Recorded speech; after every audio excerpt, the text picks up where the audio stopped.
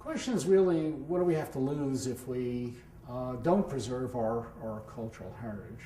First of all, I think that when people, particular people, lose their cultural heritage, they lose their moral grounding in a way, their connection to their own past. You know, if you look at populations that have been displaced in war, refugee populations, people that have been subject to all sorts of intolerance and persecution, very often it's the feel of the draw of what they have that nobody can ever take away from them. That often is their past, their sense of history, the sense of who they are. People die over that. People have gone, you know, both to the gallows and concentration camps over the issue of who they are. So it's very hard to take away their culture. But if you lose that, I think you lose a whole sense of self.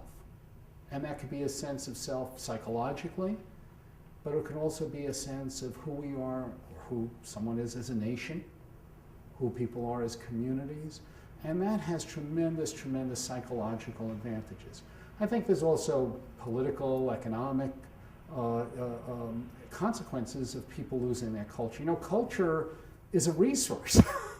Culture is a distinctly human invention. It enabled us to survive. Culture has a practical, utilitarian value.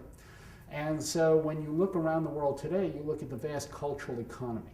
Cultural economy has grown extraordinarily in the last several decades. I think now it is the largest part of the international economy. So when you think of people writing books, of producing television programs, of producing things on the internet, if you think of everything from video games to song, if you think of theater and movies, if you think of tourism and people going to observe cultural sites and so on, it is the largest industry in the world. So take that all the way. I mean, take Angkor Wat out of Cambodia, take Machu Picchu out of Peru, take the Statue of Liberty, the Grand Canyon, the Everglades, and probably most of New York City and Washington out of the United States, and you lose millions and millions of visitors. I think France gets tens of millions of visitors every year that contribute to that economy.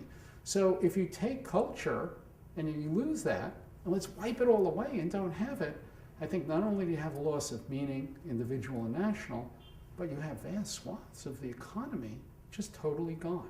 So I think it's very important to invest in culture, give it value, give it a place, and nurture it both for its intangible qualities, the aspects that give meaning to life, but also the very tangible benefits, which are economic, sometimes political, even medical, scientific, and engineering. So that's out of culture that our knowledge of the of medicines grows, our own notion of pharmacopoeia, medical treatment grow out of cultural work, as do our aspirations. We at the Smithsonian have an Air and Space Museum. It has the moon lander in it as a moon rock. It has the satellites that went up into space. I don't think we were the first nation on Earth to contemplate the cosmos or think about the nature of the universe.